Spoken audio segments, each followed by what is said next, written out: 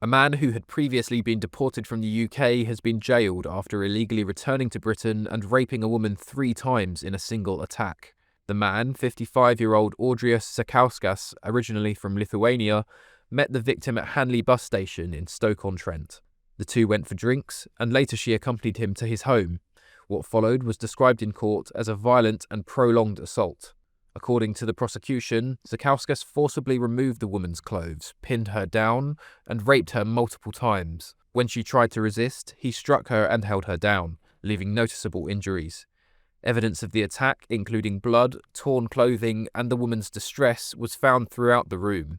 Housemates who heard her screams intervened and called the police. The prosecution told the court, "He punched her in the face and head multiple times, causing a nosebleed, bruising, and swelling. Blood was visible on her body, legs, arms, and later found on bedding and walls. The victim was left naked and bleeding, whilst the defendant remained unclothed. Housemates, alarmed by the shouting and the sight of the woman covered in blood, called the police. Zukauskas later admitted to 3 counts of rape and 1 count of assault, occasioning actual bodily harm. He received a 12-year extended sentence and will face deportation after serving his time. This was not his first encounter with the UK justice system, however. His criminal history stretches back earlier to offences between 2008 and 2012, including assaults and other offences that led to his initial deportation. After illegally re-entering the UK, he offended again, including an assault on an emergency worker in 2022. During sentencing, the judge highlighted the level of violence, the repeated nature of the rape, and the long-term psychological harm inflicted on the victim. The court also considered him a risk to the public. "The psychological impact of your behaviour upon her has been significant," the judge told the court. "I take the view that the violence amounts to additional degradation. This was 3 separate rapes during the same incident. I find there is a significant risk to members of the public of serious harm occasioned by you committing further specified offences." Zukauskas is now on the sex offenders register for life and must serve 2/3 of the custodial part of his sentence before he can be considered for release by the parole board. We're living in a time of what feels like pretty significant social change, and it makes us question things that we've even taken for granted for decades. And one of those at the moment that people are wondering about is actually money. Is the money in your bank account safe? Should you be investing elsewhere? Are we looking at a potential global crash? What will it mean for your savings? Is there a way that you could be using your money that might be outside of government control even? Well, TallyMoney is potentially one solution. So I'm delighted to say that I'm joined today by the CEO and founder of TallyMoney, Cameron Parry. What is TallyMoney? Well, at TallyMoney, you basically get gold you can spend. So we give people an individual account in their name, everyday account. They get a sort code, an account number. They use that account just like they would pounds from their bank, but it's milligrams of gold that we brand as Tally. Okay. Why would you do that, though? What is the benefit to the customer instead of just having a normal pound sterling account?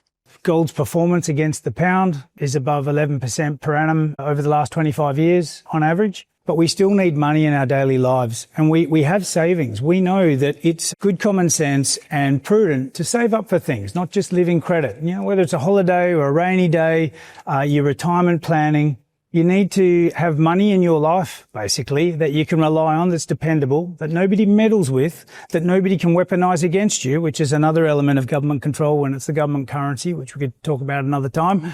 And it should be pretty simple and straightforward, and that's what we deliver at Tally. And really, we just want people to feel safe and happy with their money. There was a time when the bigger your bank balance, the more confident you felt. Now it's like, I need to do something with it.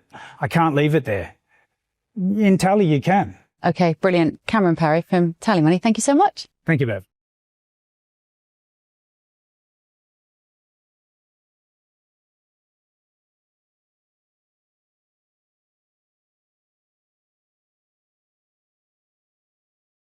This case has added to recent scrutiny towards the Labour government about how deported offenders are able to return to Britain undetected.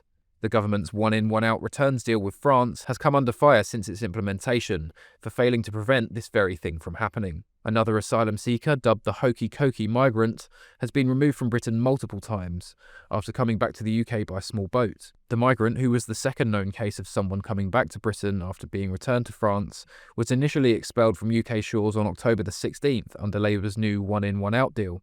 Less than a month later, on November the 8th, the same individual crossed the Channel and arrived back in the UK aboard a small boat.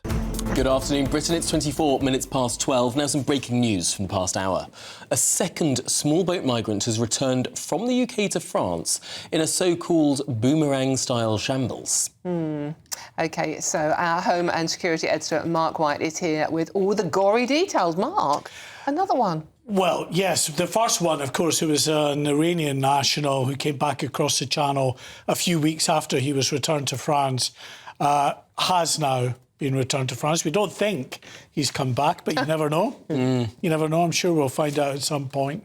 But no sooner had this Iranian migrant gone back to France than a couple of days later, another migrant. We've not really been given the key details with regard to this one. The Home Office have been rather reluctant to share those pieces of key information. But this migrant, it is a he, came back across the English Channel.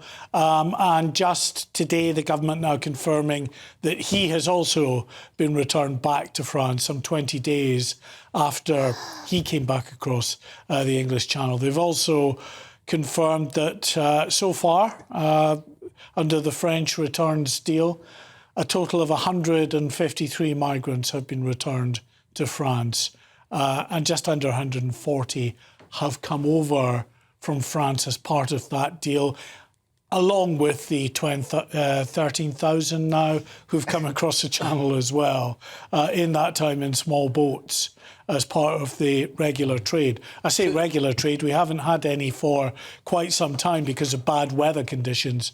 Nothing, it would appear, to do with government policy, but Mother Nature doing her worst out in the Channel.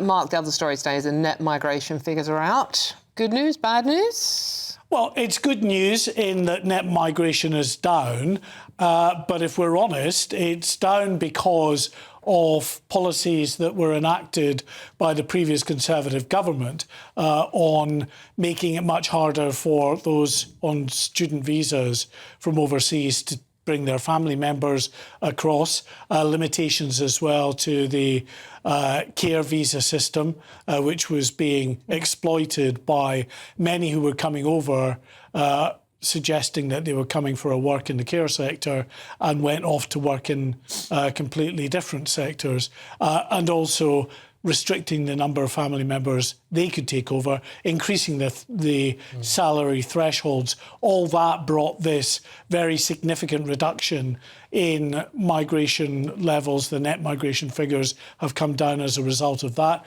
This government is building, it says, on some of the reforms that were brought in by the previous government. So it's hopeful that that figure will continue to come down a bit further. But it gets to a point, clearly, where the government's got to decide what kind of migration figure it wants in terms of being able to fulfil the needs of industry within the economy, but also the demands of many in the country who want to see migration down to what David Cameron promised and never delivered, which was to the tens of thousands.